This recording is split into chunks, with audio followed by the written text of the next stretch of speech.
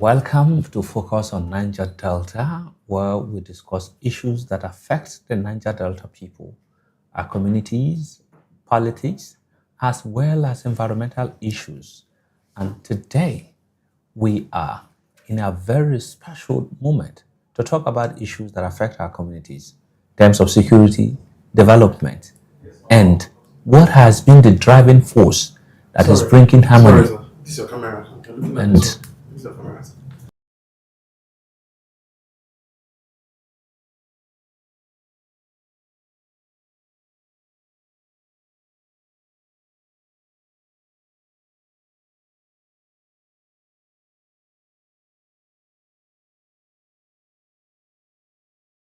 discuss issues that affect the people, communities, as well as our various sectors where there is a drive for a new change, as well as politics. What is that driving force that is bringing peace in the Niger Delta region? What is that particular issue that has bothered the people that there is a need to amplify their voices, where it will stand as a way to creating peace and harmonious relationship with the people? Yes, several challenges affect our region. Focus on Niger Delta program is where we have that driving conversations that will bring positive change and improve sectors that will better the Niger Delta people. Asiaye Naibo, with me in the studio. Your name, sir? Good morning, viewers. My name is Izoukumor Oturubo. I'm the immediate past secretary of Equator Community and a youth leader from Bramatu Kingdom. It's my pleasure to be here with you. Thank you. Thank you very much. Yes, there are so many issues that is affecting us in the Niger Delta region. This is a program where we discuss issues that bother the people. Yeah, as a youth leader in various positions, what is that driving force you think could create peace and harmony in our communities? Let's start from our communities. Yes, a lot of things drag peace and development to our region, and some of them are employment. Employment is a key factor that bring engagement to our various youth. And if you watch very well, Tantita has been doing very great when it comes to employment, and youth restiveness has been taken care of as a result of the employment that Tantita has brought to us, and our environmental degradation as well has been taken care of. The likes of bushfire, timely death that has been befalling our youth and all that. You know, these are so many areas that Tantita has been taken care of, and more especially, you know, peace is so priceless. The peace and peaceful atmosphere we're enjoying today, I think this will enable the government and other agencies to bring peace and development to our communities. That is nice to hear, because most of our communities in recent, before Tantita, there are a lot of challenges in terms of bushfire, pollutions, and environmental degradations. Do you think, apart from Tantita that you mentioned, what about the oil companies? Because the community you were once a leader, what is that most challenging thing that the people face? Is it as a result of no work? What could be the most challenging thing people face in their community? And what development drive you think the community people have seen or they have not seen?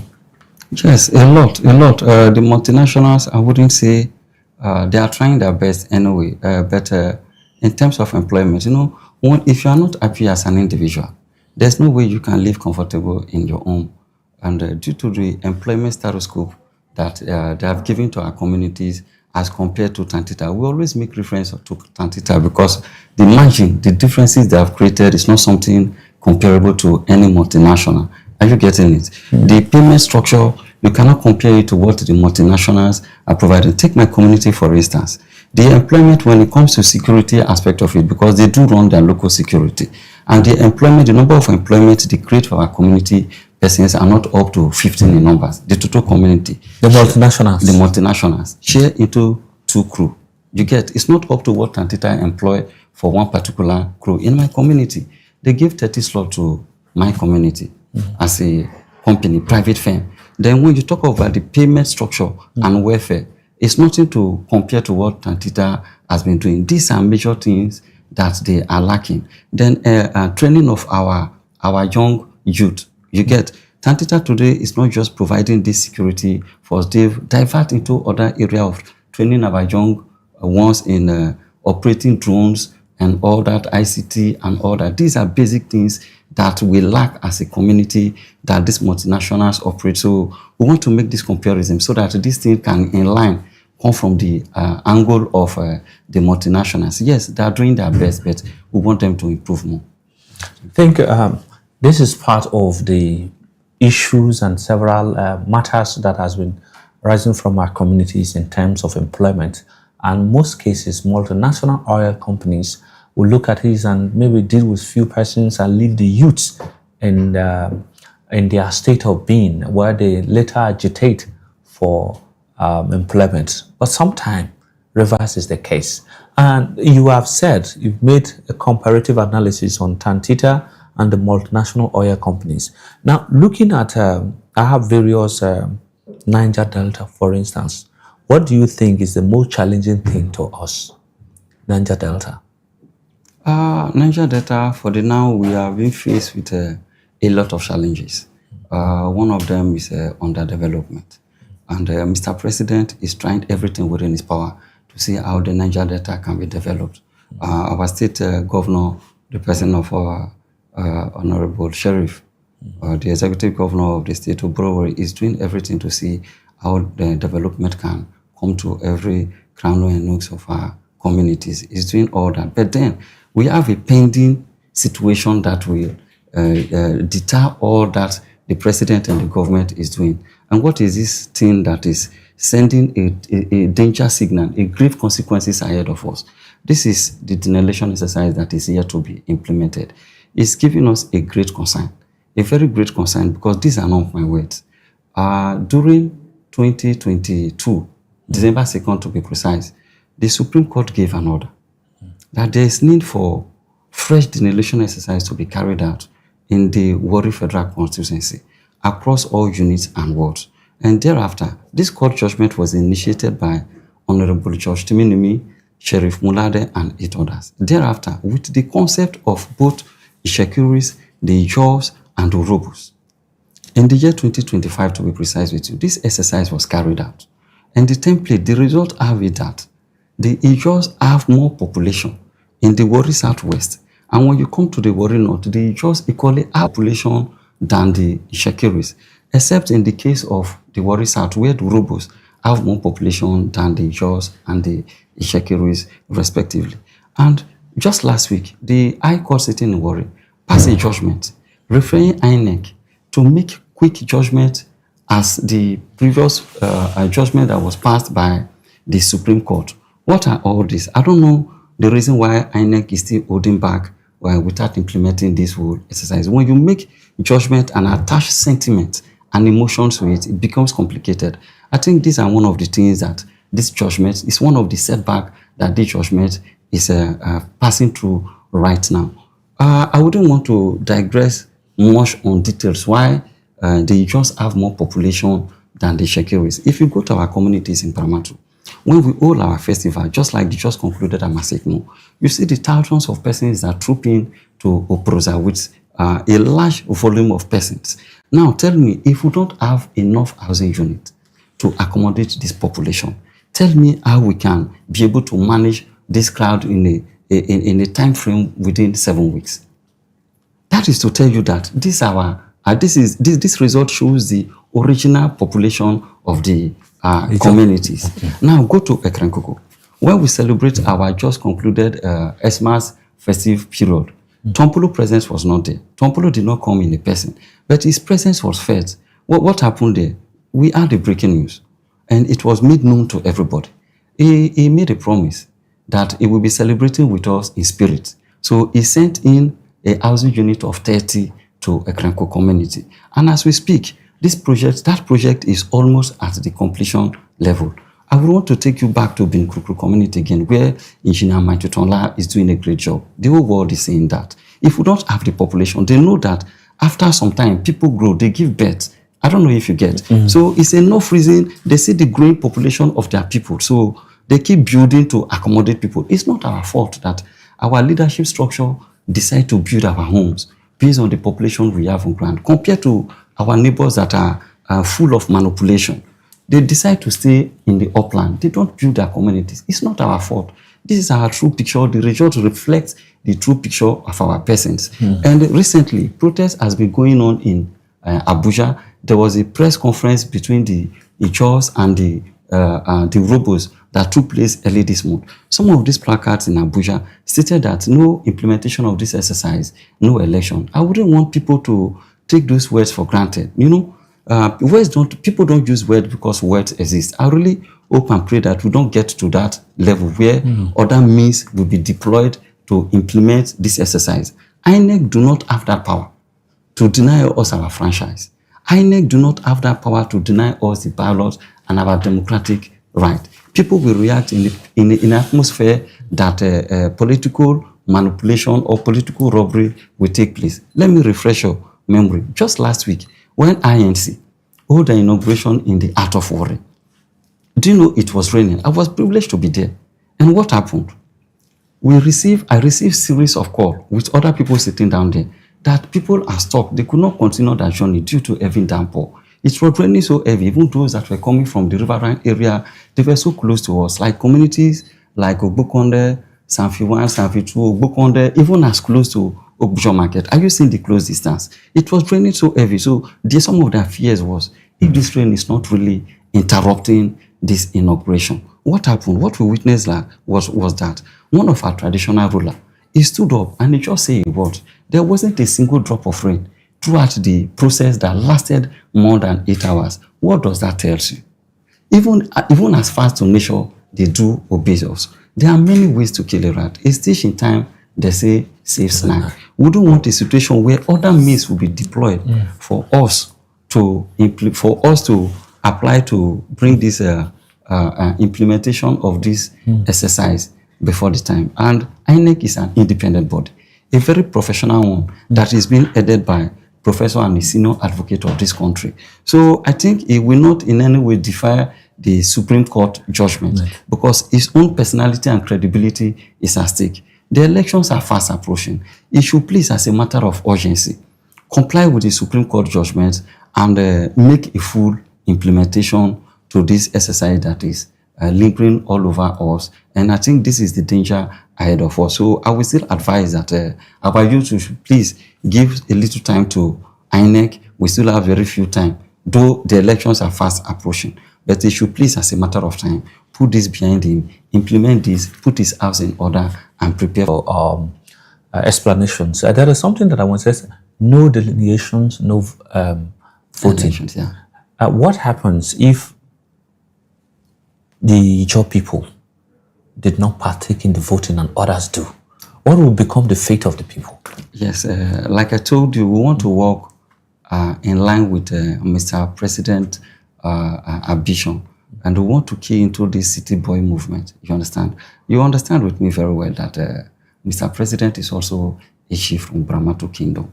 Yes, these elections are so very important to us in as far as it's important to Mr. President. Just like what I said earlier, I wouldn't want a situation where we will resort to that level of setting this Niger Delta in other unpeaceful atmosphere.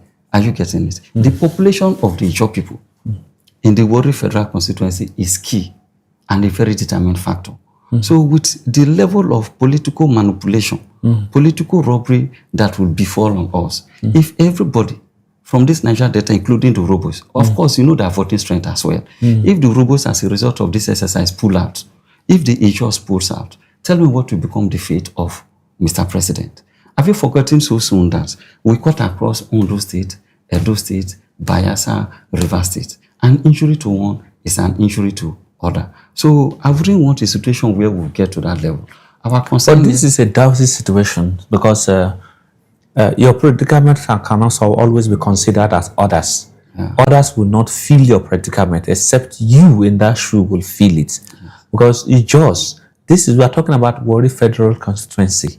and the delineation is within Warri Federal constituency, if that happens, others will definitely in their various Ijaw communities will vote. Yes. But what about they did not key into that unanimous agreement that what affect Mr. A is affected? If what about they did not take that process? Yes. What will become of the people? Because one thing is very peculiar is that if you do not involve, even though it is an exercise, if you reject the process and others partake in that process, their figures will be known.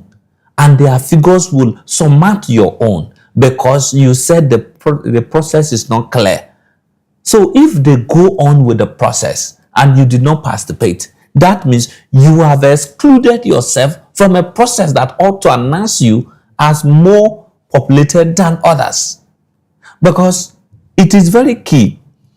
What is happening in other A community is not happening in B community. The B, for instance, Shekiris, they'll say, we are voting, and you didn't vote. Because you must be aware that it is a very sensitive matter. Because I understand the fact that the Ijaws are pushing it in a very legal way, calling the INEC to obey the Supreme Court order. But what happens? There is no listening ear in that regard. Will the Ijaws boycott the elections? If they boycott the elections, what would be their political fate? Because their sons and daughters are also contesting in the same elections.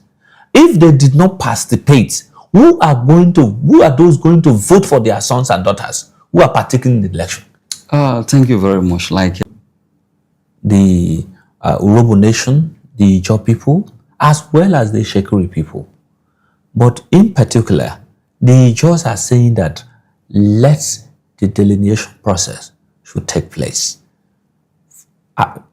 Supreme Court have given their judgment. What is left is for the institution, INEC, to do what is necessary. And again, do you think do you see any looming danger in this process if it doesn't come to pass? And what the message do you have for INEC? Yes, that some of them is what I just highlighted. You get, like I told you, there are so many ways to kill a rat. INEC may felt this is all about Warri Federal constituency.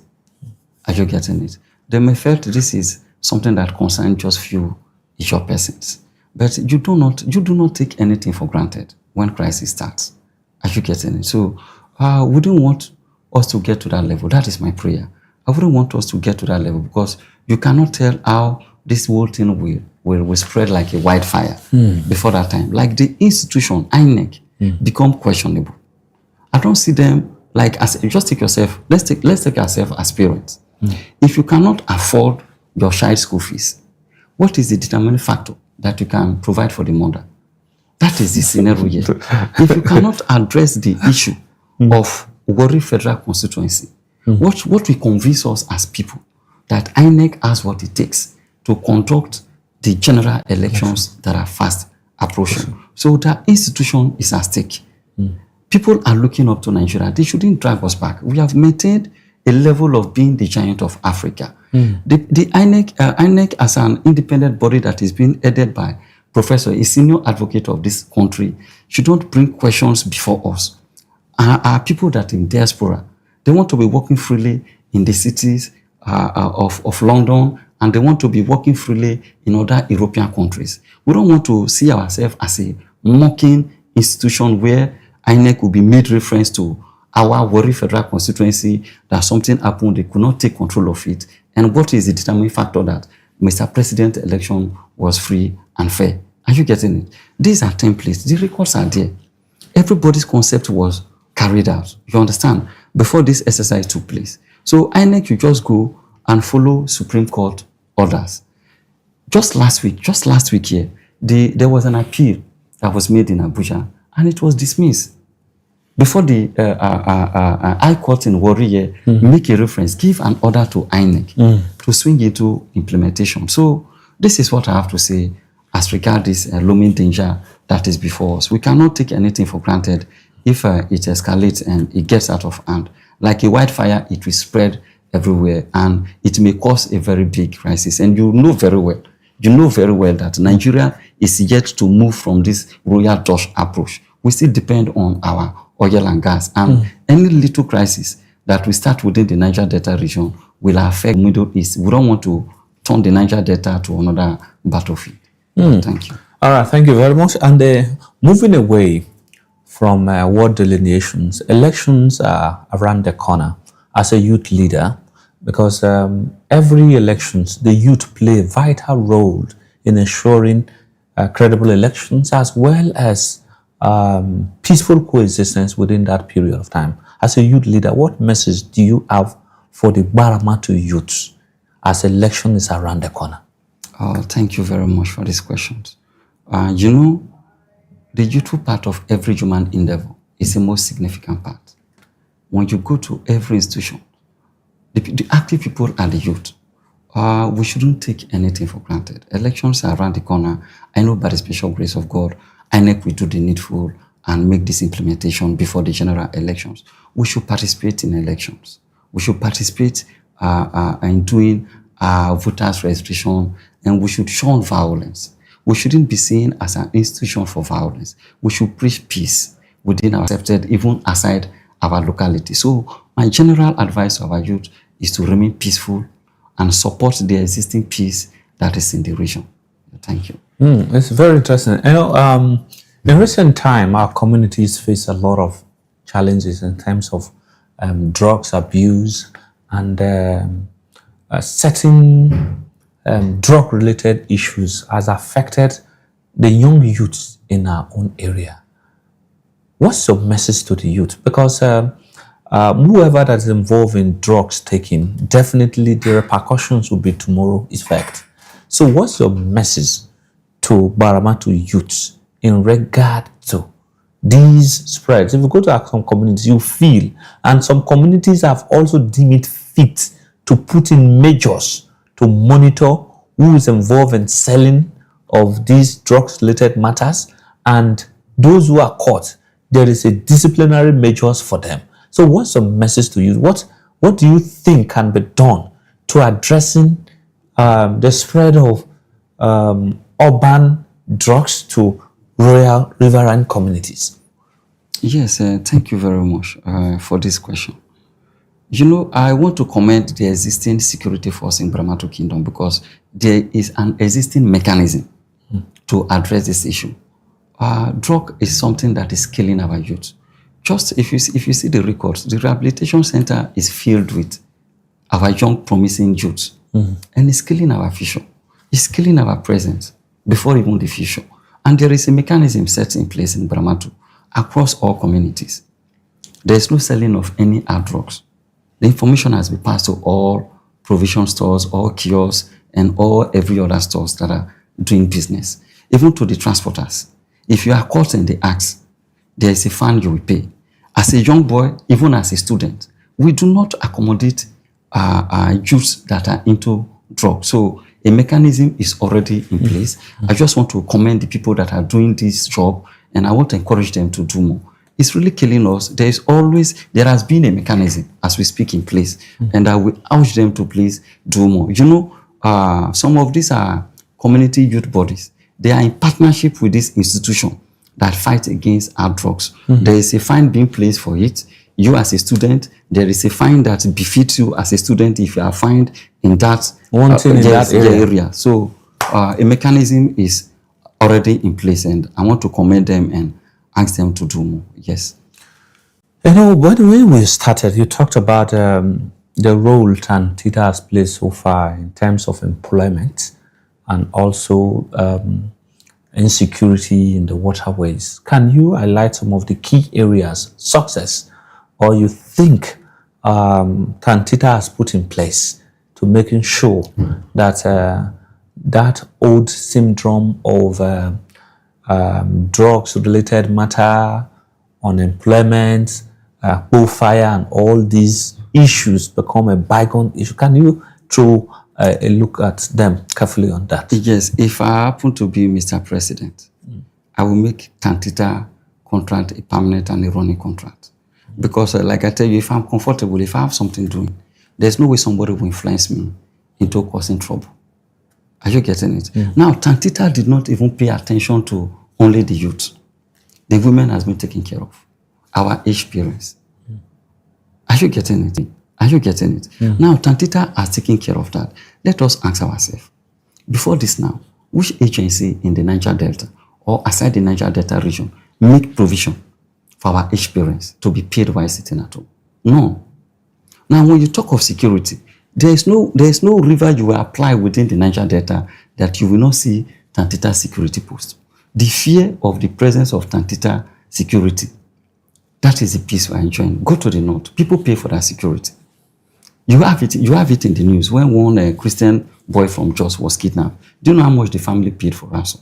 But here in the Niger Delta, Tantita security has paid for our own security. That is what we are enjoying. So when you come to employment, when you come to security and all that, in partnership with what they are doing, did you also saw that last week they bought some gunboat in collaboration with Nigerian Navy and our military, our army force, so that they can collectively do this work in peace. The records are there. Renovation of secondary schools, renovating of our the police stations across. Come on, what Tantita is doing is commendable, and we urge Mr. President to, as a matter of fact, extend this contract if need be, make it a permanent and a running contract, because Tantita sees beyond protecting our facilities, not just the oil and gas.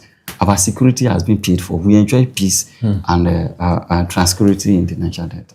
I know you speak so eloquently in areas of you addressed, and there is a question that I would like to ask. Are you a politician or are you aspiring to be one? What are you looking at? Because you have dealt with so many issues that is painstakingly very fantastic to look into. So are you aspiring for something, or you just decided to address issues as they borders the Niger Delta people? You know, as a young youth, you need to prepare yourself. You need to prepare yourself and feature yourself in the area in the future that you will love to be featured in. You paint a picture where you can find yourself. If you give me the whole world, I would like to be the president of Nigeria. But before then, you must start from somewhere. Yes. You understand? The most determining factor right now is service to humanity. Yes, you talk about aspiration. Our elections are around the corner as regards GYC. If I have the opportunity... What is GYC? GYC is around the corner for the now. What is GYC? Grammar to Youth Council, of course. Okay. If I have the opportunity to serve my people, that I've shown interest. I've shown interest. And if God permits and I have the opportunity, I would like to start from the grassroots. I want to serve this kingdom. I want to see how the good leadership structure that we have on ground, I can bring in what I have. And I believe with the visionary leadership structure we have, our youth, we can add value to GYC. Again, we need somebody that will complement the good leadership tribe that we have. Look at the administrator of the Presidential Amnesty Program, Chief Dennis Oweli. Today is number one priority is education. We need somebody that will tell our youth to make use of this enabling environment. An enabling environment has been created. But who is to build the cat? Who is to awaken this our sleeping youth? That education station that is being run by engineer Mighty Tonla's wife. We need somebody to awaken our young girls to get themselves prepared for the future. They need to get a skill. They need to learn a skill. Now look at the good work she's doing. I commend her for that. You know, we need to bring somebody that will awaken this our sleeping and youth. That the best time for you to get yourself prepared for the future is now. Once you miss it, it's all gone. So by the grace of God, I'm aspiring. I have a dream, and that is my determination for now. If God permits, I have the opportunity to serve myself, my people at the platform of Paramatu Youth Council, the GYC. These are some of the things that I will bring to the table, partner with people, see how our youth can be gainfully trained and employed. Thank you. Yes, many of our youth are sleeping. How prepared are you educationally when opportunity arrives? That is the message from Mr. Izoukumor. Yes, how prepared are you have you learned a skill? What is that particular thing that you will do? Yes, to prepare ahead of your peers is your determination. Preparation meet opportunity, then you shine in that direction. That is the message. Now, with all these very lofty ideas, what special blueprint do you have if you opportunities to become the president of Baramatu Youth Council? What special opportunity? I know you highlighted some of those areas that you want to synergize with other people who have created a very good platform to bring in the youth to the limelight, from the Amnesty to EMT Foundation and others. What is that very special thing that you would like tend to focus on more if given the opportunity? The basket is filled, and the time hasn't come for me to be dishing them out. Okay. Just the few ones that I like.